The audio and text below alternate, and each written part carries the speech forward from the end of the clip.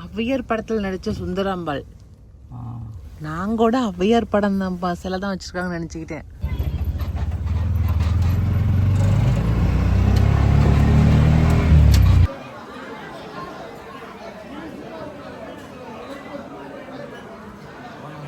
குபேர பொம்மை ஆடிட்டே உட்காந்துருக்கும்ல, அது மாதிரி இருக்குது.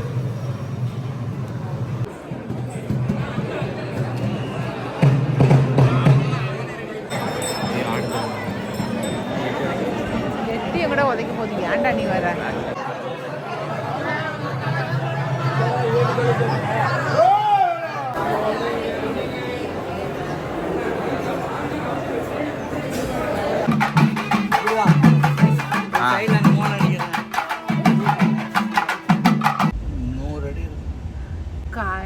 லாரியை விட்டு இவ்வளவு தூரம் வெளியில நீட்டமாகுதே. எல்லாருக்கும் வணக்கம். இது நம்ம காக்கை கூட்டம்.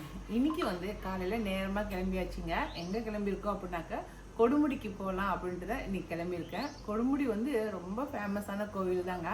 அங்க வந்து 3 தெய்வங்கள் வந்து ஒட்டுக்கா இருக்காங்க. அதனால அது ரொம்ப சிறப்பான கோவில். அந்த கோவில் தான் இன்னைக்கு போகலாம் அப்படின்ட்டு இருக்கேன். சும்மா லேசுப்பட்ட இதில் நம்மளை கூட்டிகிட்டு போக மாட்டார். அங்கே வர சொல்லி ஒரு அழைப்புதல் வந்துச்சு எங்களுக்கு. அதுக்காக தான் போகலாம் அப்படின்னு.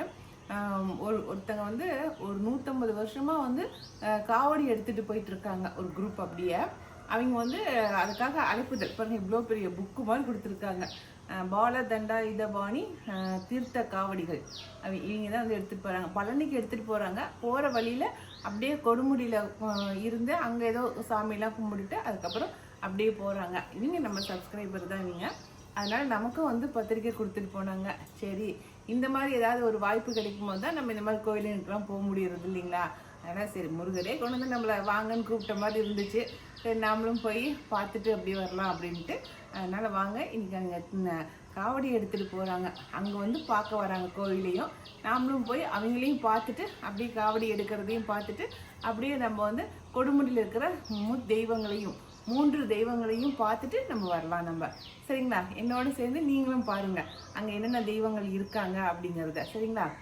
பிரம்மா, விஷ்ணு, சிவன் 3 பேரும் அங்கே இருக்காங்க. அதனால் 3 பேரையும் பார்த்துட்டு வந்துடலாம். சரிங்களா? வாங்க போகலாம்.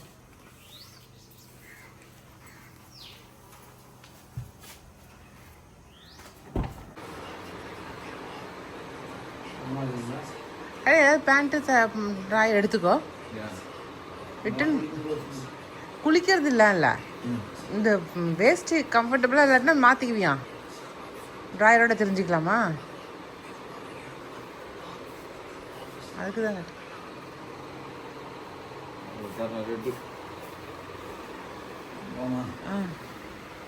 அப்புறம் சொல்லாமலே உங்கள் அப்பா பட்டு வேஸ்ட்டு கட்டிக்கிறாரு.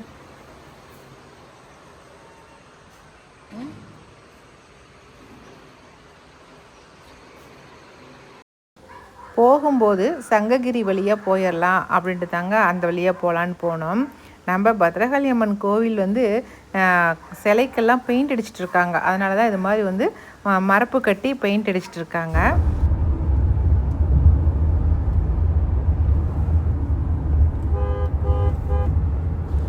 காலையில் கொஞ்சம் நேரமாகவே கிளம்பி போனதுனால எங்கேயுமே டிராஃபிக்கே இல்லைங்க. ரொம்ப ஈஸியாக இருந்துச்சு எங்களுக்கு போகிறதுக்கு. அதனால் காலைல ஒரு 8:30க்கெலாம் போய் நாங்கள் அங்கே சேர்ந்தாச்சு கோயிலுக்கிட்ட.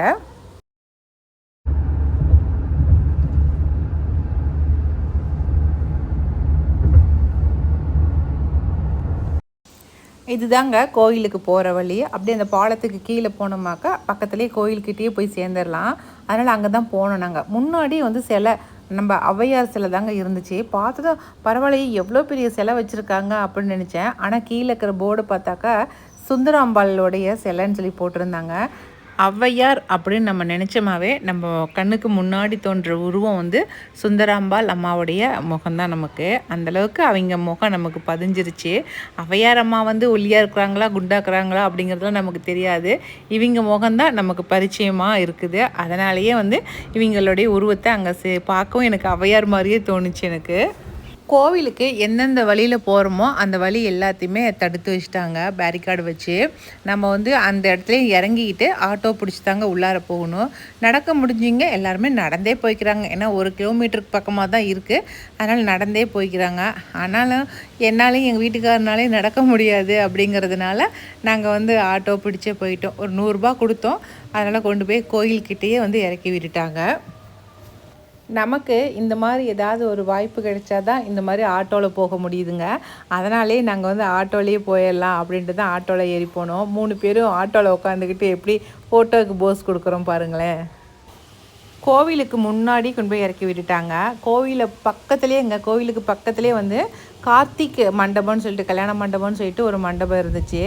அந்த மண்டபத்தில் தான் வந்து அவங்க எல்லாருமே ஸ்டே பண்ணியிருந்தாங்க. அதனால் கண்டுபிடிக்கிறது ரொம்ப ஈஸியாக இருந்துச்சு. நாங்கள் உடனே உள்ளே போனோம். அவங்க எல்லாம் இருக்கிறாங்க, போய் பார்க்கலாம் அப்படின்ட்டு தான் உள்ளே போனோம். வெறும் காராக நினச்சிங்க. இவங்க மட்டும் இல்லைங்க, இவங்கள மாதிரி ஏகப்பட்டவங்க அப்படி குரூப்பாக வந்திருப்பாங்க போல் இருக்குது. எல்லாருமே வந்து சாமி கும்பிட்டுட்டு இங்கேருந்து சாமி கும்பிட்டு இங்கேருந்து தான் தீர்த்தத்தை எடுத்துக்கிட்டு போவாங்க போல் இருக்குதுங்க. எங்களுக்கே அங்கே போனதுக்கப்புறம் தான் இந்த மாதிரிலாம் நடக்குது அப்படிங்கிறது தெரிஞ்சிச்சு. எங்களை பார்த்தோன்னே அவங்களுக்கு எல்லாருக்கும் அப்படி ஒரு சந்தோஷங்க. அந்த அம்மா எங்கள் கையை பிடிச்சிக்கிட்டு உள்ளே கூப்பிட்டு போயிட்டாங்க. முதல்ல வந்து சாப்பிடுங்க வாங்க அப்படின்னு சொல்லிட்டு. அதனால ஒரு கல்யாண மண்டபம், பழைய காலத்து கல்யாண மண்டபம். அதனால் உள்ளார தான் வந்து டைனிங் ஹால் போட்டிருந்தாங்க. ஒரு பெரிய ஹாலையே டைனிங் ஹாலாக பண்ணிட்டாங்க. அதில் எல்லாருமே உட்காந்து சாப்பிட்டுட்டு இருந்தாங்க. நாங்கள் போனதுமே எங்களுக்கு உட்காந்துருந்தவங்க கூட எந்திரிச்சு நீங்கள் உட்காந்து சாப்பிடுங்க அப்படின்னு சொல்லி உட்காரத்துக்கு இடம் கொடுத்தாங்க. நாங்கள் 3 பேரும் உட்காந்துக்கிட்டோம். எல்லாருமே ஆளுக்கு ஒரு கையில் ஒரு விசிறி வச்சுட்டு விசிறிகிட்டே இருந்தாங்க. எதுக்கடா விசிறி வச்சு விசிறிட்டு இருக்கிறாங்க அப்படின்னு நாங்கள் யோசித்தோம். ஆனால் கொஞ்சம் நேரம் கழிச்சு தான் அது எதுக்கு அப்படிங்கிறது எனக்கே புரிஞ்சிச்சிங்க. உங்களுக்கும் புரிஞ்சிருக்குன்னு நான் நினைக்கிறேன்.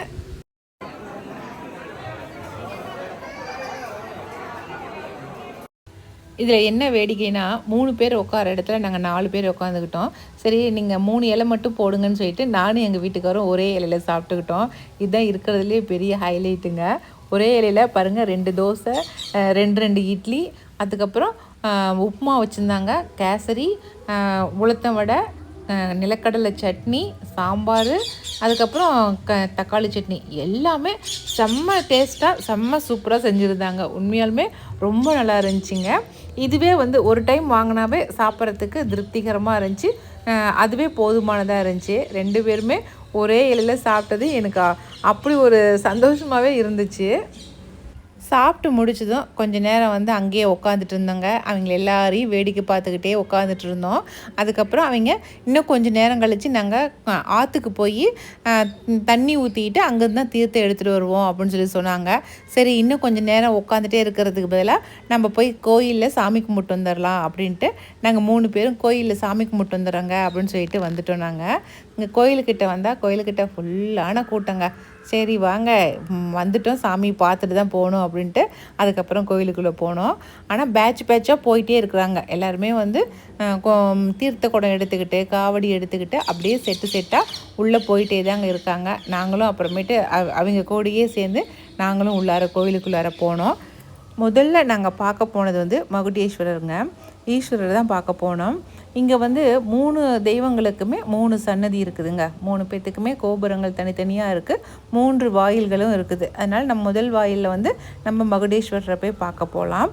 உள்ளே வந்து டிக்கெட் வந்து கொடுக்குறாங்க, ஃப்ரீ டிக்கெட்டும் போகலாம். நாங்கள் ஒரு 20 ரூபா டிக்கெட் தான். டிக்கெட் ஒன்றும் பெருசாக அதிகம்லாம் இல்லை. 20 ரூபா டிக்கெட் கொடுத்துட்டு தான் நாங்கள் உள்ளே போனோம். டக்குன்னு போய் பார்க்க போயிட்டோம். ஈஸியாக பார்த்துட்டோம்.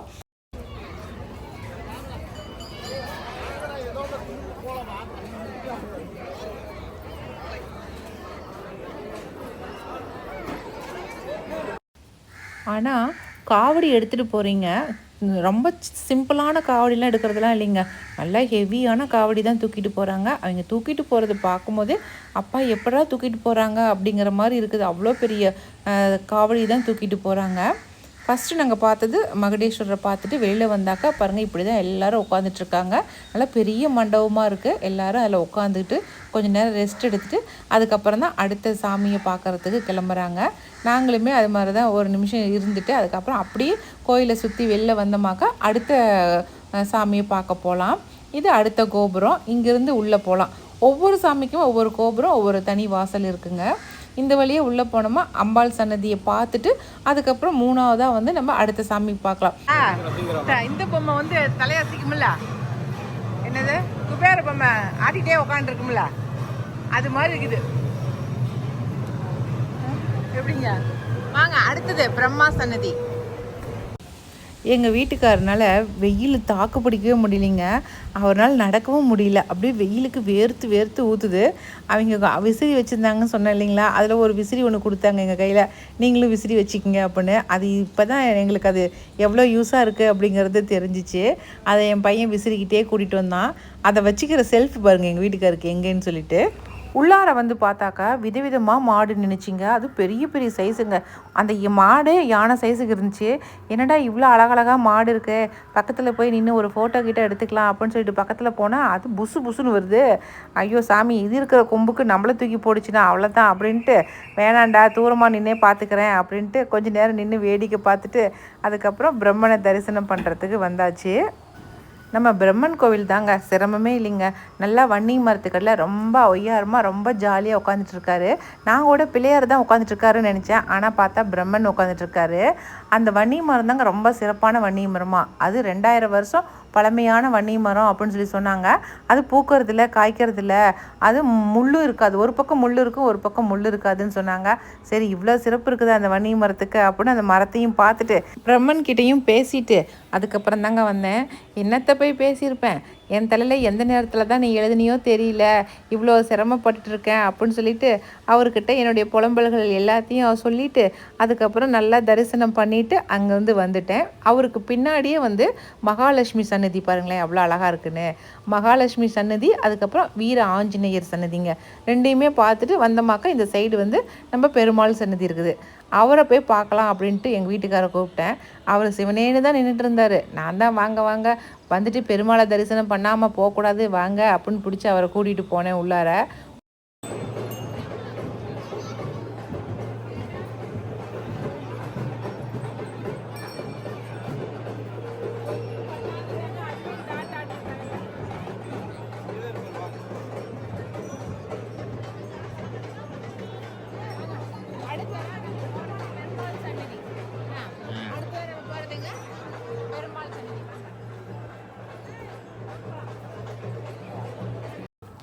நான் சொன்ன மாதிரியே உள்ளே போகும்போதெல்லாம் கம்மியாக தாங்க இருந்துச்சு கூட்டம். அங்கே போனாக்கா தேர் திருவிழாக்கு கூட்டம் போகிற மாதிரி எப்படி நகர்ந்து போகுது பார்த்தீங்களாங்க.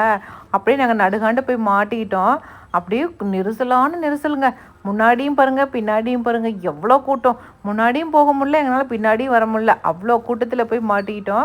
குறைஞ்சபட்சம் 1 மணி நேரம் உள்ளேயே மாட்டியிருந்திருப்போம். சட்டையே நனைஞ்சு போச்சுங்க, அவ்வளோ வேர்க்கு விறுவிறுக்கு. அதுக்கப்புறம் வெளியில் வந்தோம் நாங்கள். நான் தான் வரல, நான் இங்கேயே இருக்கேன்னு சொன்னேனே, கேட்டியாடி நீன்னு எங்கள் வீட்டுக்கார் வர ஒரு பக்கம் திட்டுறாரு. சரி வந்துட்டோம், நம்ம சாமி பார்க்காம போகக்கூடாதுன்னு தான் உள்ளே போயிட்டு வந்தோம் அப்படின்னு. ஆனால் உண்மையாலுமே உள்ளே வந்து பெருமாள் வந்து நம்ம ஸ்ரீரங்கத்தில் எப்படி படுத்திருப்பாரோ அதே மாதிரி படுத்திருந்தாருங்க. பார்க்குறதுக்கே அவ்வளோ சூப்பராக இருந்துச்சு. அவ்வளோ சிரமப்பட்டு போனாலுமே கொஞ்சம் கூட எங்களுக்கு வந்து கஷ்டமே தெரியல. அவரை பார்த்தோன்னே அவ்வளோ சந்தோஷமாக ஆயிடுச்சு எங்களுக்கு. அங்கேருந்து வெளியில் வந்து கொஞ்சம் நேரம் உட்காந்துருந்தோங்க. ஏன்னா கொஞ்சம் ஜில்லுன்னு காற்றடிக்கிட்டோம், நல்லா வேர்த்து ஊற்றிருச்சே அப்படின்னு கொஞ்சம் நேரம் உட்காந்துருந்தோம். அதுக்கப்புறம் அப்படியே நடந்து சுற்றி வந்தோம். கோயிலை சுற்றி வரும்போதெல்லாம் வந்து அங்கே வந்து நம்ம சனி பகவான் சன்னதி இருந்துச்சுங்க. சரி இங்கே வந்து சனி பகவானை பார்த்துட்டு போயிடலாம் அப்படின்ட்டு தான் அங்கே வந்தோம். இது வந்து காகத்து மேலே வந்து சனி பகவான் உட்காந்துட்டு இருக்கிற மாதிரி அப்படின்னு சொல்லி சொன்னாங்க. முன்னாடி ஒரு சிலை மாதிரி வச்சு அதில் காகம் உட்காந்துட்டுக்கிற மாதிரியே வர சிலையும் இருந்துச்சுங்க. ஆனால் சூப்பராக இருந்துச்சு சனி பகவானுடைய சிலையே பார்க்குறதுக்கு. அதனால் அவரையும் போய் பார்த்துட்டு அவர்கிட்டையும் ஒரு தரிசனத்தை போட்டுட்டு சாமி கும்பிட்டுட்டு வெளியில் வந்து அவருக்கு முன்னாடி கொஞ்சம் நேரம் உட்காந்துருந்தோம். ஏன்னா ரொம்ப களைச்சி போச்சு எங்கள் வீட்டுக்காருக்கு. அதனால் கொஞ்சம் நேரம் ரெஸ்ட் எடுக்கட்டும் அப்படின்னு உட்காந்தாச்சு. 7ஆவது சாமி தான் நம்ம பார்த்தது சனி பகவான். மொத்தம் 7 தெய்வங்கள் அங்கே இருக்குங்க. நம்ம போனோமா 7 தெய்வங்களுக்குமே தனித்தனி சன்னதிகள் இருக்குது. கோபுரத்தோடு அங்கே தெய்வங்களை பார்க்கலாம் நம்ம. அதனால் பார்த்துட்டு திருப்திகரமாக சாமி கும்பிட்டுடலாம்.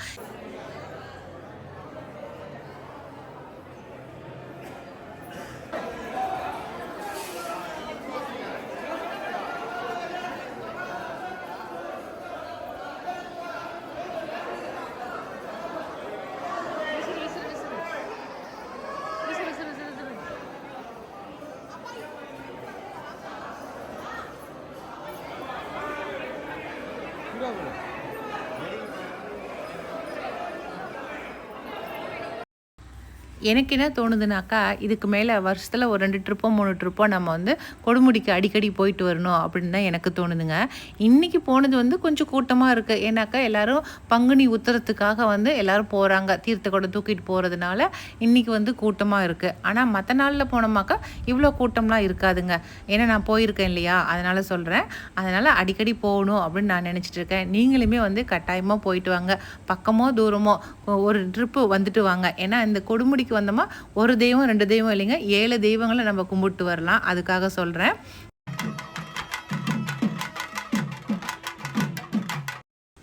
சாமியெல்லாம் கும்பிட்டு முடிச்சுட்டு கரெக்டாக அந்த மண்டபத்துக்கு தான் வந்தோம். அவங்களும் ரெடியாக இருந்தாங்க. போய் ஆற்றுல போய் குளிச்சுட்டு தீர்த்தத்தை எடுத்துகிட்டு வரத்துக்கு. நாங்கள் இதுக்கு மேலே இருந்து நாங்கள் பார்த்துட்டு வரத்துக்கு லேட் ஆயிரும். அவங்க தீர்த்தம்லாம் எடுத்துகிட்டு வந்து சாமி கும்பிட்டுட்டு வரத்துக்கு சாயந்தரம் ஆயிரும். நாங்கள் சரி அவ்வளோ நேரம் இருக்க முடியாது அப்படின்ட்டு அந்த அம்மாக்கிட்ட சொல்லிவிட்டு நம்ம கிளம்பலாம் அப்படின்ட்டு கிளம்புறதுக்கு சொன்னோம். ஆனால் எல்லாருமே இங்கே வெறுங்காலோடைய தாங்க நடந்தாங்க. எனக்கு அதுதான் பார்க்கும் பாவமாக போச்சு எனக்கு. எல்லாம் அங்கே ரோட்லேருந்து நடந்து வரீங்க எல்லாருமே வெறுங்காலோடையே தான் நடந்து வந்தாங்க. பாருங்களேன், வழிநடுக்கு வெறும் தீர்த்த குடத்தையும் காவடியும் தூக்கிட்டே தான் நடந்து வந்துக்கிட்டே இருக்காங்க. நாங்கள் கிளம்பும் போதெல்லாம் மணி ஒரு 12 மணிக்கு மேலே ஆயிடுச்சுங்க. வெயில் ஏற ஏற கூட்டமும் அதிகமாகிட்டே இருந்துச்சு. அவங்களால வந்து ஒன்றுமே சொல்ல முடியல. இருந்து பார்த்துட்டு போங்க அப்படின்னு அந்த அம்மாவுக்கு ரொம்ப வருத்தமாக இருந்துச்சு. இல்லைங்கம்மா லேட் ஆயிடுச்சு, நாங்கள் போயிட்டு வரோம் அப்படின்ட்டு நாங்கள் கிளம்பி வந்துட்டோம். ஆனால் போனாக்கா சாயந்தரம் வரைக்கும் இருந்து அவங்கள அனுப்பி விட்டுட்டு வரணும் அப்படிங்கிறது தான் எனக்கு ரொம்ப ஆசையாக இருந்துச்சு. ஆனால் எங்கள் வீட்டுக்காரனால உடம்பு முடியல அப்படிங்கிறதுனால தான் இருக்க முடியாமல் நான் கிளம்பி வரதா போயிருச்சுங்க. மறுபடியும் ரிட்டன் வந்து ஆட்டோ பிடிச்சே நம்ம கார் இறக்கி விட்ட இடத்துக்கே நாங்கள் வந்தாச்சுங்க.